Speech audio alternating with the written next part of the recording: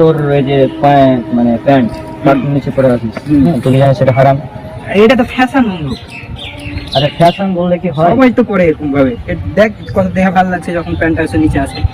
সোহেব বুখারী হাদিস নম্বর 5787, রাসূল সাল্লাল্লাহু আলাইহি ওয়াসাল্লাম বলছেন, কোনো ব্যক্তি যদি টাকনুর নিচে কাপড় পরিধান করে থাকে তাহলে তার সে অংশ জাহান্নামে যাবে। এখন তোর পা যদি জাহান্নামে যায়, তুই কি জান্নাতে যাবি?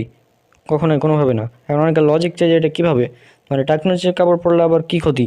হ্যাঁ, তো সায়েন্স যেটা বলছে যে পুরুষের টেস্টোস্টেরন হরমোন তৈরি হয় না যদি যদি টাকনুর নিচে ঢাকা থাকে কাপড় দ্বারা। হ্যাঁ, বিশেষ করে ঝুলি যদি পরে তাহলে। তো সায়েন্স অনুযায়ী ওই বিষয়টা ঠিক না।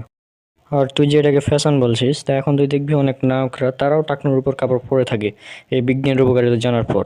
হ্যাঁ, তো সুতরাং সেই হিসাবে এটা তোর এখন উঠে নেওয়া উচিত, আমি যেটা মনে করি। বন্ধু জুতা পরে আসি, কালকে থেকে উঠতে বলবো। আর তুই যে বলি কাল থেকে উঠে পড়বি, কাল যদি তুই বেঁচে থাকবে এরকম গ্যারান্টি আছে? গ্যারান্টি নেই। সুতরাং এখনই উঠানো উচিত হিসাবে। আচ্ছা ঠিক আছে।